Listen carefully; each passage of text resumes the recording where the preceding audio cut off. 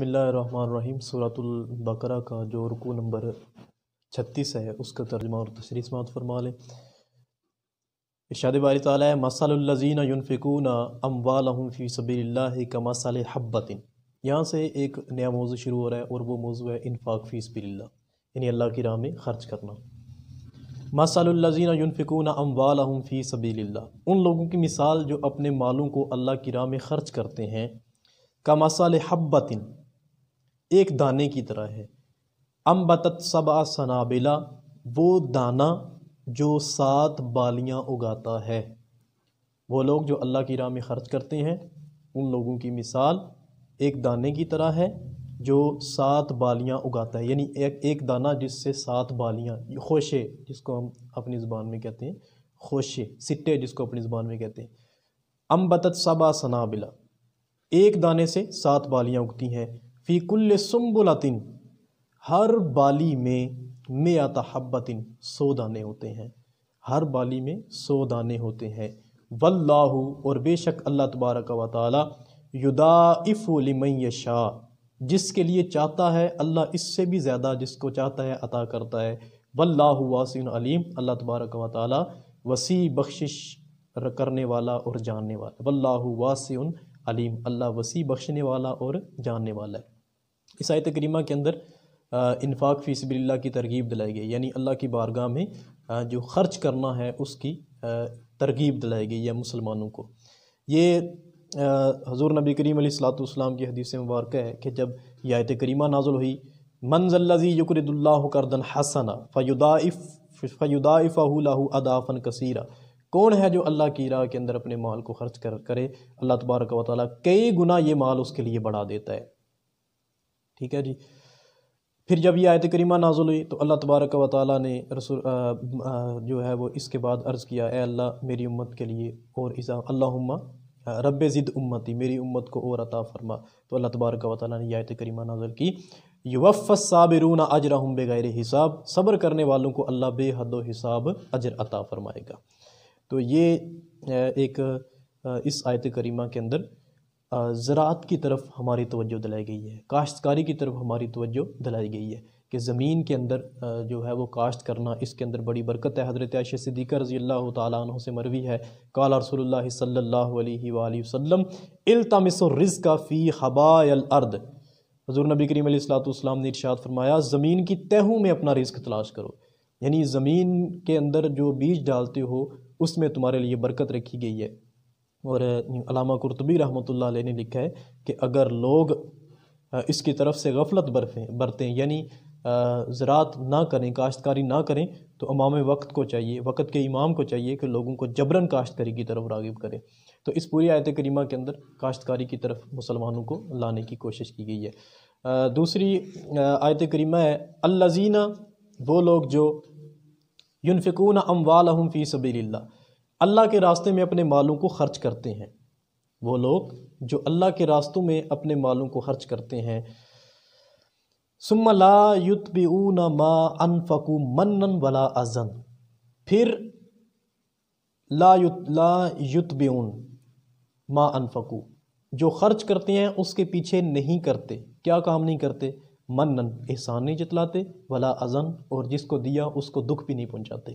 وہ لوگ جو اللہ کی راہ میں خرچ کرتے ہیں اور اللہ کی راہ میں خرچ کرنے کے بعد نہ کسی پر احسان جتاتے ہیں اور نہ ہی کسی کو تکلیف دیتے ہیں، لہم اجرہم عند ربہم، ان کے لیے ان کے رب کے پاس کیا ہے، اجر ہے، ولا خوف علیہم ولا هم یحزنون، نہ وہ پریشان ہوں گے، غمگین ہوں گے، اور نہ انہیں قیامت والے دن کسی قسم کا کوئی ڈر ہوگا۔ سورۃ البقرہ کی آیت نمبر 263، اللہ تبارک و تعالیٰ کا ارشاد ہے قول معروف ومغفرۃ خیر من صدقۃ یتبعها اذى واللہ غنی حلیم، بڑی پیاری بات ہے۔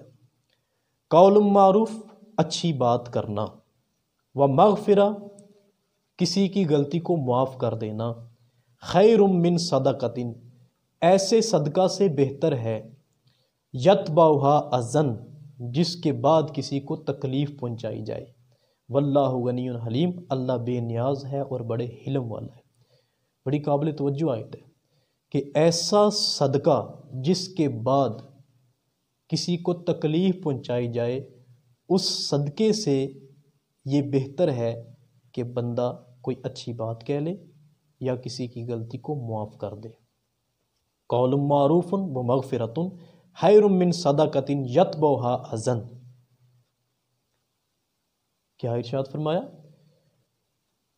کہ اچھی بات، سچی بات، قول معروف اچھی بات کرنا، و مغفرۃ غلطی کو معاف کرنا، خیر من صدقۃ ایسے صدقہ سے بہتر ہے، یتبعها اذى جس صدقے کے بعد کسی کو دکھ پہنچایا جائے۔ اصل میں ہماری ایک غلط فہمی یہ ہے کہ شاید صدقہ صرف پیسے خرچ کرنے کا نام ہے، اور یہی وجہ ہے کہ آپ نے دیکھا ہوگا جیسے موجودہ لاک ڈاؤن کی صورتحال ہے، تو کتنے لوگ ہیں، کتنی ایسی تنظیمیں ہیں جو لاک ڈاؤن کے متاثرین کی مدد کر رہے ہیں، لیکن آپ نے دیکھا کہ پچھلے دنوں ایک بڑی تصویر وائرل ہوئی تھی کہ ایک بوڑھی عورت تھی بالکل، اور اس کی کمر جھکی ہوئی تھی، اور 10 تگڑے قسم کے بندے اس کو راشن کا ایک تھیلا تھما رہے تھے، اور ساتھ پورا ایک فوٹو سیشن ہو رہا تھا۔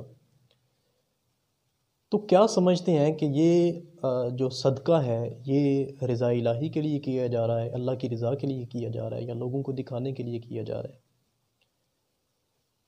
اس عورت کی جو سیلف رسپیکٹ ہے وہ بھی مجروح ہو رہی تھی، اس کی عزت نفس مجروح ہو رہی تھی، اور وہ بڑی شرمندگی سے ایسے نیچے سر جھکائے ہوئے تھی۔ یہ ایک بات ہے، ہمارے معاشرے میں کئی ایسی مثالیں ہیں کہ ہم مدد تھوڑی کرتے ہیں اور اس کی تشہیر زیادہ کرتے ہیں۔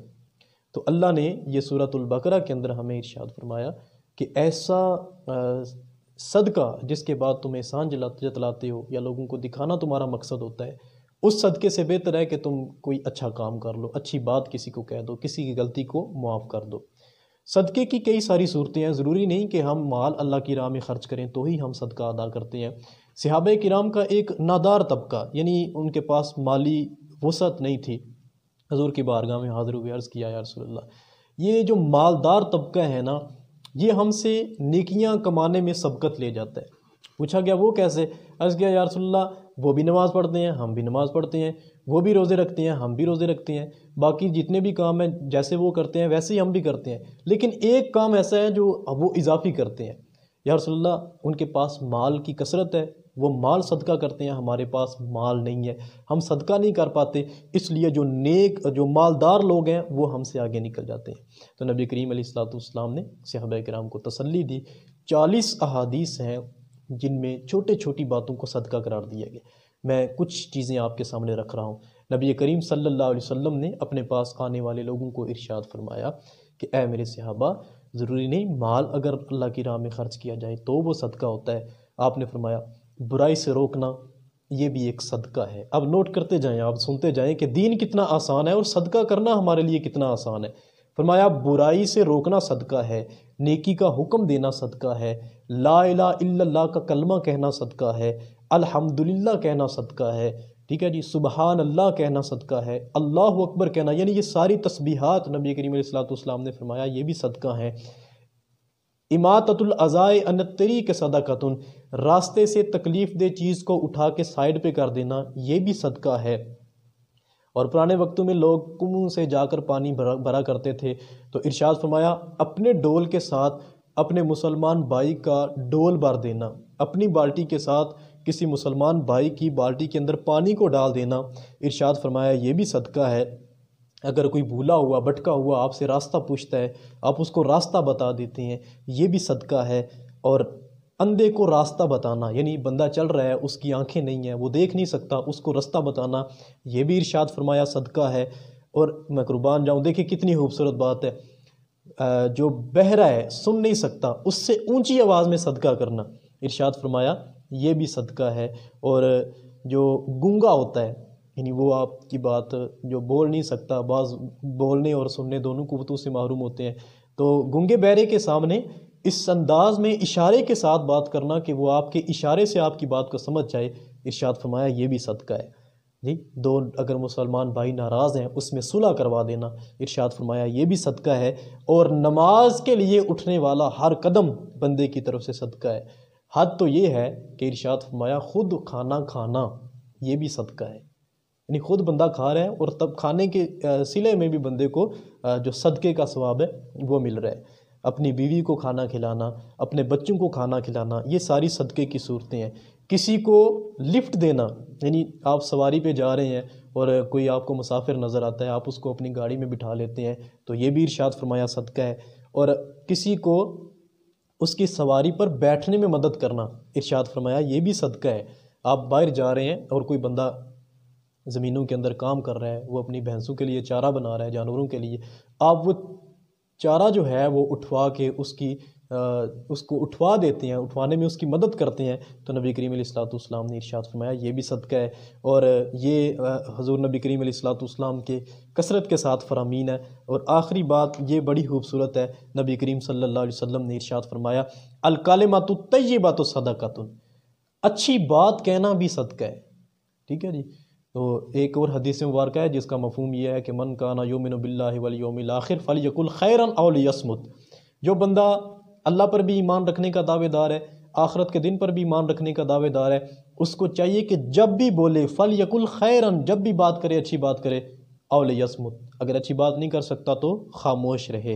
اور یہ آخری بڑی خوبصورت بات ہے وَإِنَّ مِنَ الْمَعْرُوفِ أَن تَلْقَىٰ أَخَاكَ بِوَجْهِ طَلَقٍ، نیکی تو یہ بھی ہے، یہ بھی صدقے کی ایک قسم ہے کہ بندہ اپنے مسلمان بھائی سے مسکراتے ہوئے چہرے کے ساتھ ملے، تو مسکراتے چہرے کے ساتھ اپنے مسلمان بھائی کے ساتھ ملنا یہ بھی صدقہ ہے۔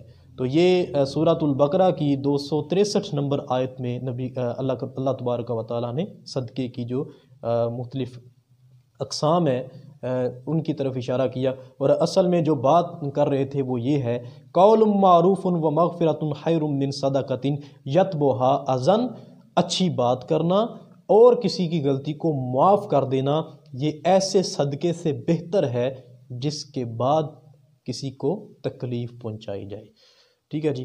واللہ غنی حلیم، اللہ تبارک و تعالی غنی حلیم، بے نیاز ہے اور بڑے حلم والا ہے۔ آگے یہ سارا رکوع تقریباً انفاق فی سبیل اللہ کے بارے میں ہے۔ یا ایھا الذین آمنوا، اے ایمان والو، لا تبطلوا صدقاتکم بالمن والاذی، اے ایمان والو اپنے صدقوں کو باطل نہ کرو، بالمن والاذی، من احسان جتلانے کے ساتھ، والاذی اور تکلیف پہنچانے کے ساتھ۔ اے ایمان والو تکلیف پہنچانے کے ساتھ اور احسان جتلانے کے ساتھ اپنے جو صدقات ہیں ان کو باطل نہ کرو۔ کالذی ینفق مالہ رئاء الناس، اس شخص کی طرح ینفق مالہ جو اپنے مال کو خرچ کرتا ہے، رئاء الناس لوگوں کو دکھانے کے لیے، ولا یؤمن باللہ والیوم الآخر، نہ وہ اللہ پر ایمان رکھتا ہے نہ وہ آخرت کے دن پر ایمان رکھتا ہے، فمثلہ کمثل صفوان، یہ توجہ سے الفاظ کو سننا ہے، یہ آیت ذرا پیچیدہ ہے۔ فمثلہ، اس کی مثال، وہ بندہ جو لوگوں کو دکھانے کے لیے اللہ کی راہ میں خرچ کرتا ہے اس کی مثال کمثل صفوان، چکنی چٹان کی طرح اس کی مثال ہے، یعنی چٹان جس کے اوپر میل کچیل پڑی ہو، مٹی پڑی ہو، اس کی طرح اس کی مثال ہے۔ علیہ تراب، جس کے اوپر مٹی، ایسی چٹان جس کے اوپر مٹی، تراب مٹی کو کہتے ہیں، ایسی چٹان جس کے اوپر مٹی پڑی ہو، فاصابہ وابل، پس اس کے اوپر بارش پڑے، ٹھیک ہے جی، فترکہ صلدا، اور اس پتھر سے مٹی کو صاف کر کے اس پتھر کو صاف ستھرا چھوڑ دے، لا یقدرون علی شیء، ریاکار جو ہیں اللہ کو لوگوں کو دکھانے کے لیے جو مال کو خرچ کرتے ہیں، لا یقدرون علی شیء مما کسبوا، جو کچھ انہوں نے کمایا اس سے کچھ بھی حاصل نہیں کر سکیں گے۔ یعنی ان کی مثال ایسے ہی ہے جس طرح منافق کے اعمال خیر کی حالت ایسی ہے کہ بظاہر دیکھنے میں تو بہت کچھ دکھائی دے گا اس کو، جیسے پتھر کے اوپر وہ ریت نظر آ رہی تھی، مٹی نظر آ رہی تھی، منافق کو بھی بڑا کچھ نظر آئے گا جو لوگوں کو دکھانے کے لیے خرچ کرتا ہے کہ میں نے بڑا اللہ کی راہ میں خرچ کیا، لیکن جب وہ قیامت والے دن اللہ کے سامنے حاضر ہوگا تو اس کی نیکیاں ایسے ختم ہو چکی ہوں گی جیسے اس پتھر سے بارش کے بعد مٹی ختم ہو گئی تھی، ٹھیک ہے جی۔